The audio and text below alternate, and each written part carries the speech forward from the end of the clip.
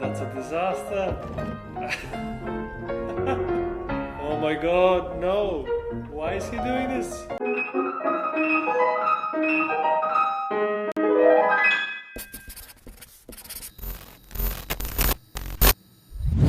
What's up everyone, Evgeny Genchev here with another episode of Sweet Struggle. Today I'll be reacting to scenes from the movie Shine. This film is about the Australian pianist David Helfgott, played by Geoffrey Rush, who won an Oscar for his performance. I remember watching this as a kid and it left a lasting impression on me, and so much so that I decided that I would perform third piano concerto by Rachmaninoff on my high school graduation. So I did. But this is truly one of the classics, so if you haven't seen it, I definitely recommend it. It's a great watch. Now, let's get to it. The first scene that we're gonna look at is of young David performing at a music competition. Alright, let's put on the headphones and get on with it.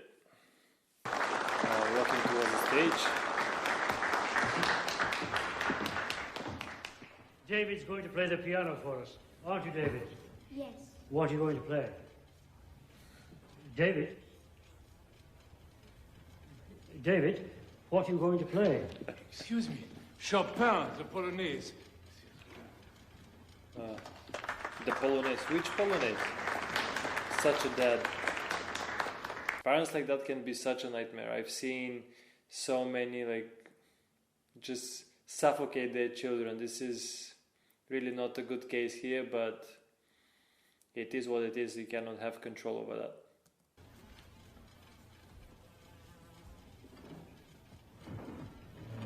He takes his time to set up.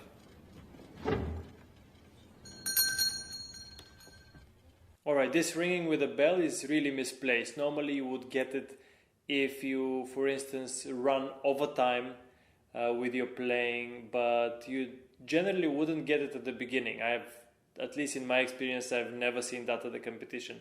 They would maybe ring on a bell or like on a glass or something like that if you're going over time or you've messed up many times and they're like, okay, well, we've heard enough. Thank you, just that's it. I don't know why they put it there, but probably they wanted to add some authority to the jury. Let's see.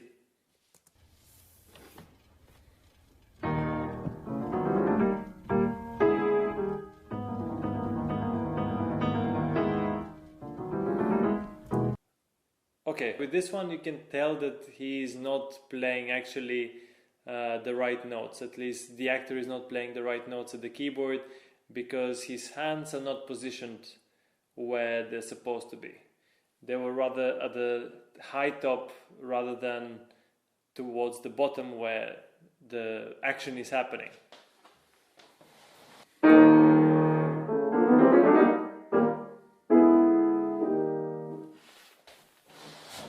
Let's see what's happening after that.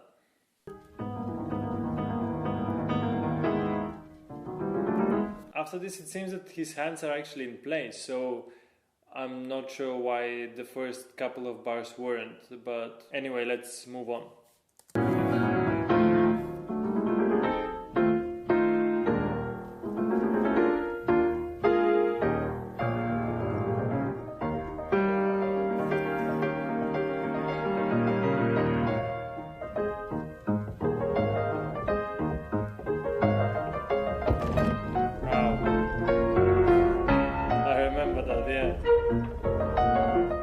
That's a disaster.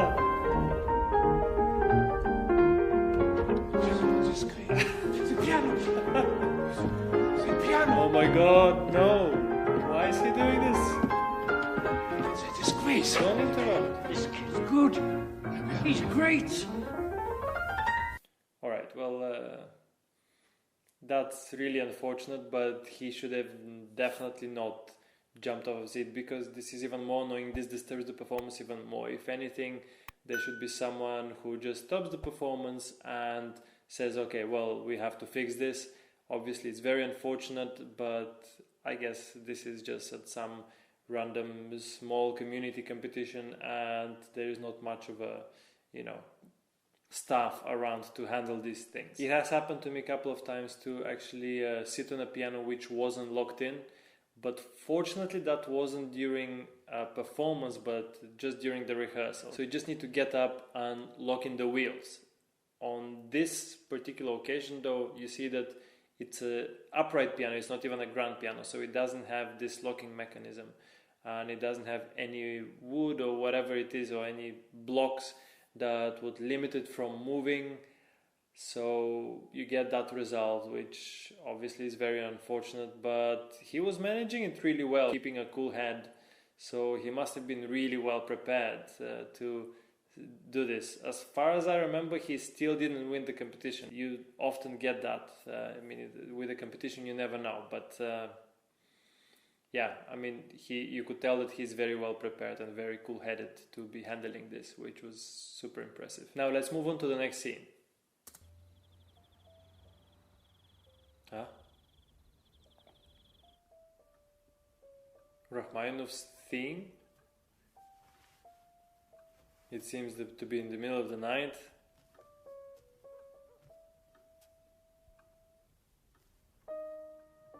Alright, the little one is playing.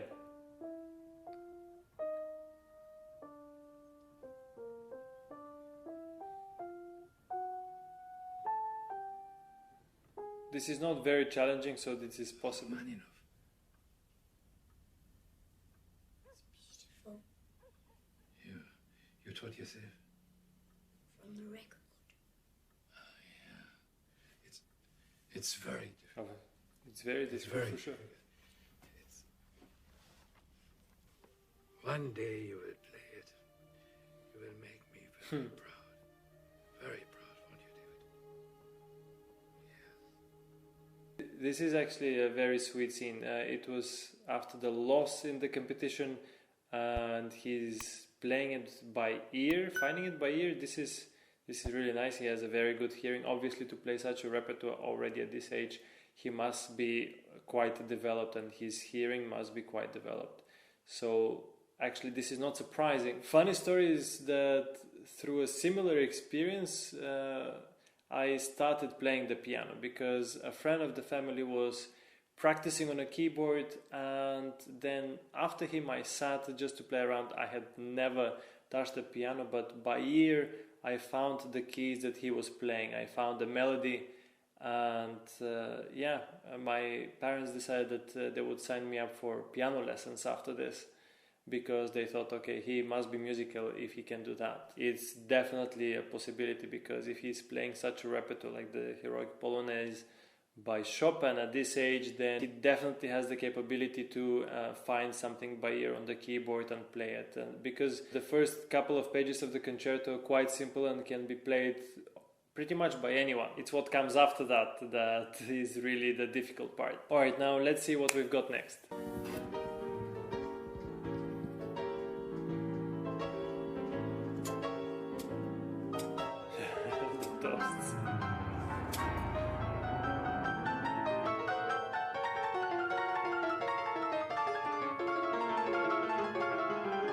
Cadence of the first movement of the concerto. Alright, here in such a short scene, you see three elements that pretty much any professional pianist has integrated in some shape or form, in some amount, into their practice at some point in time.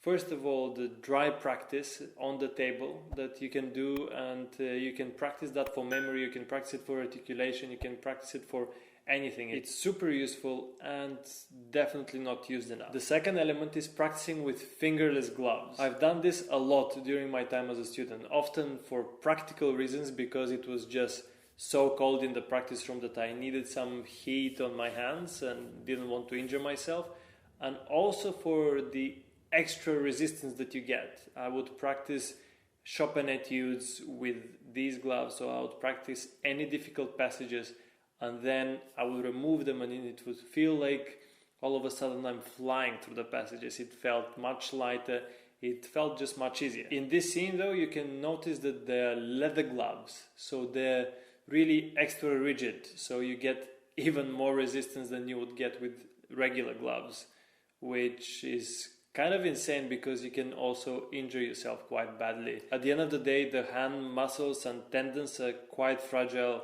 so you really shouldn't be overdoing this. But if you've got just a little bit more resistance than usual, then that's something useful to develop further and to just add on to your practice. The third element in here is practicing with a blindfold, and this gives you a good spatial awareness, eventually at least, and it gives you a good amount of confidence, because obviously when you remove it, you're much more comfortable with where your hands are supposed to be and with the text in general. I remember when I was a kid, my teacher told me to learn to play La Campanella with a blindfold from beginning to end.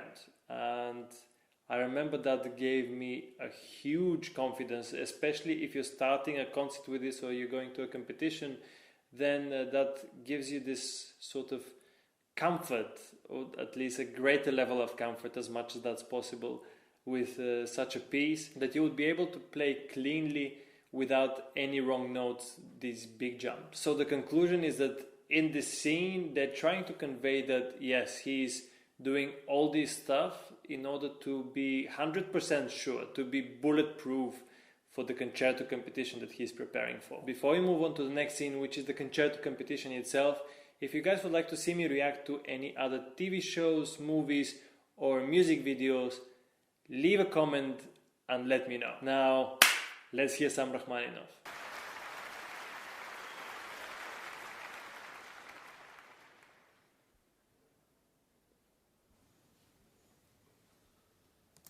This is a bit weird here, because normally you wouldn't see a music stand on the piano, especially during a performance. If you're not going to use it, then it won't be there. It would be there if he was playing chamber music, so he would definitely need the music, or if he was reading music for the concerto, but he's definitely not doing that. So I don't know why they left it there. Maybe it's a visual thing, but in reality you would actually never see anyone leave the music stand in unless they would actually need it for reading music from it. Actually, nowadays people even remove it if they do read music and they prefer to leave it on here, maybe either a couple of sheets of music or an iPad or whatever it is, just so that visually it's more pleasing to the audience, and you also open up a little bit of extra strings so that you get extra resonance to the audience. So yeah, I'm not sure why they would leave it in, but I guess we'll find out. Maybe there's some practical use later in the scene for it. Let's see.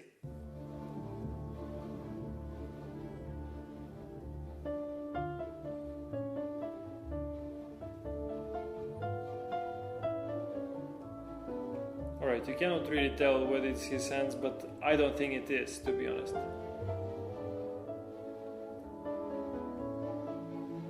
The shots are too separated.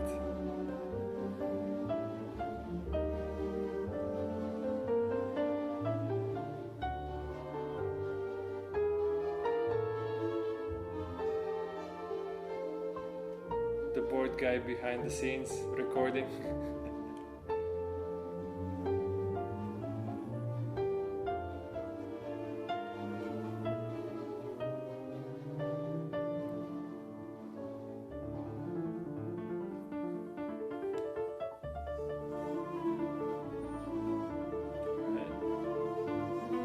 Bit of slow-mo doesn't hurt, sure.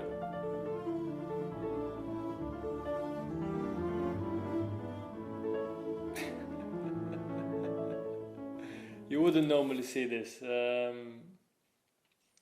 This is not the difficult bit in the concerto, so that all of a sudden people are amazed. These are still the opening pages, so you would definitely not see these faces of amusement, especially from professors. These guys, for the most part, have mastered the poker face, so this is way overplayed. Let's see how it goes on. Okay, well, this doesn't have place here. This is actually from the middle or something of third movement. So from beginning of first movement, we've moved to the third.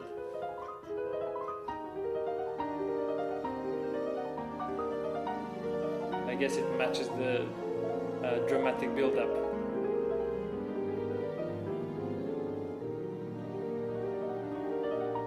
And his face would be all over the place here because this is all over the keyboard. he's dead.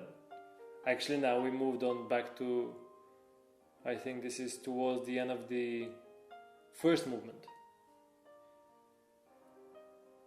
the second subject.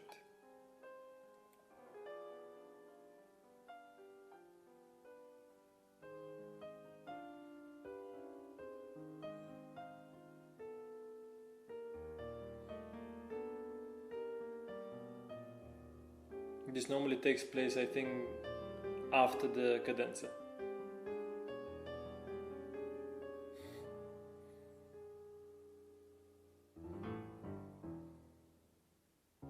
And that's the ending of the second movement, transition to the third.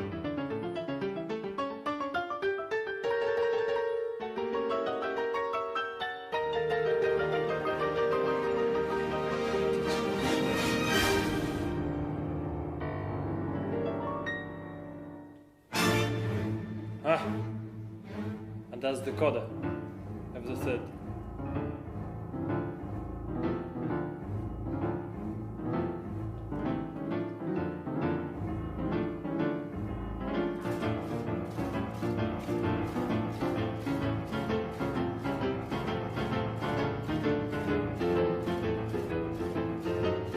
Nice.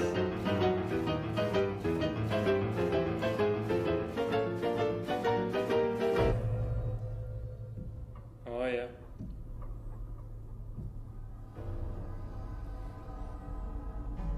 This is actually so true. They're depicting him how he's exhausted here. Actually, this is a place which all pianists really fear, and everybody's like, "Oh yeah, how is that going? How are you playing it? Are you managing it?" Actually, the place itself, in isolation, is not that difficult. It's playable. It's not impossible at all. But imagine playing it after you're already physically and mentally and psychologically fried. And then it's a complete struggle. So this is actually a very correct depiction of where he's at and where normally most people are towards the end of this concerto. It's just exhausting.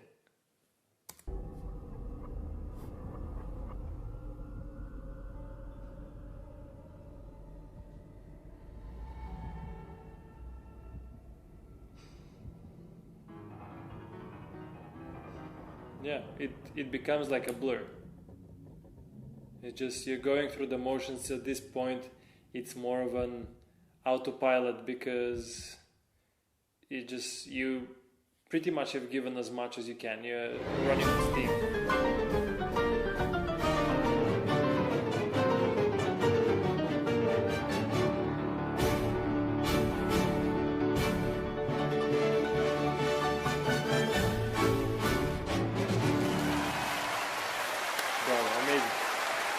Always you get the reaction like this.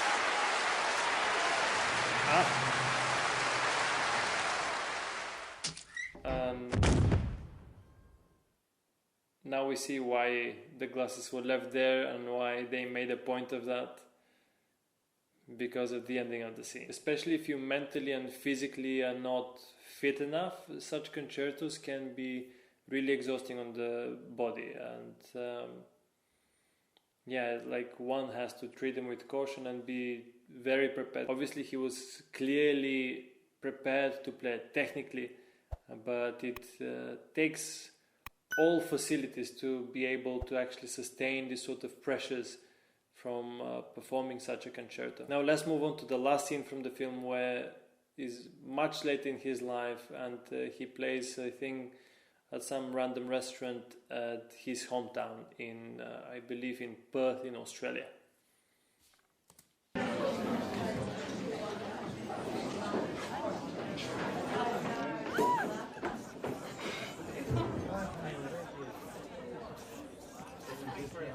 Sylvia, your stray dog's back. You want me to get rid of him for you? I'm familiar with these looks, yeah. These looks horrible. Hey, baby, what about a tune? Sure, baby, sure, no worries, no worries. The shift with the leg.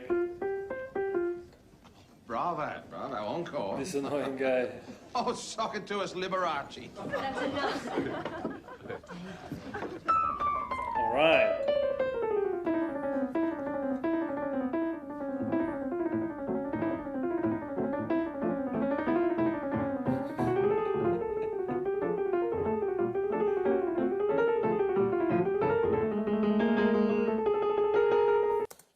okay, this is such a film thing to do. Like, normally you wouldn't get any people, like, even when they're supposed to listen to you, they wouldn't go completely quiet. So this is a bit of a blown, I think, but obviously if you really don't expect it, there is an element of a surprise from random guy entering the place and then starting to play like this, the bumblebee. So I give it that, but still I think this is, you know, artistically exaggerated. Let's see what happens.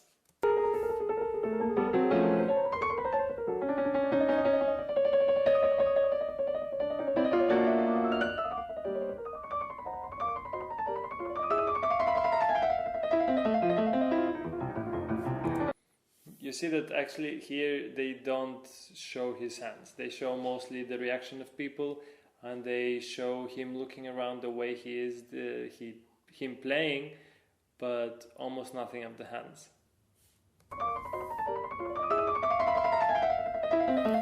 Alright, that's...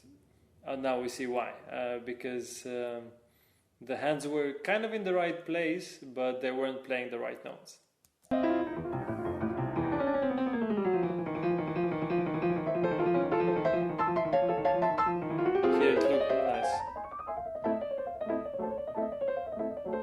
This guy looking uncomfortable, that's funny. The waiters would never stop for this, for sure. This must be really exceptional circumstances.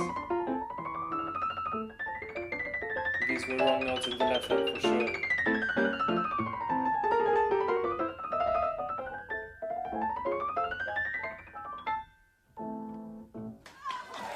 Nice.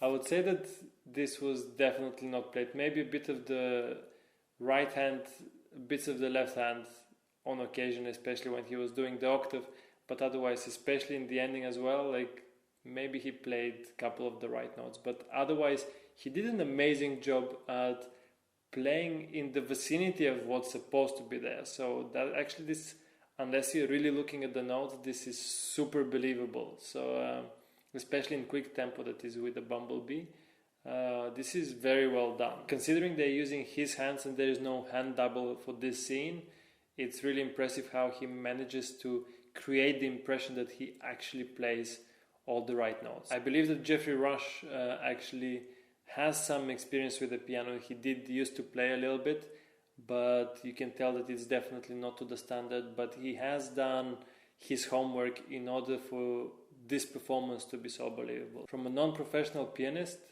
this is really impressive, so well done. Alright guys, I hope you enjoyed this and you found it interesting and you could take something out of it. Remember to leave a comment if there is something else that you would like to see me go through, whether it's a film, music video, TV show or whatever it is, just let me know down in the comments. Meanwhile, if you enjoyed this video, give it a thumbs up, smash that subscribe button if you haven't already, and click that bell icon so that you never miss a video. Thank you so much for watching, and I'll see you in the next one.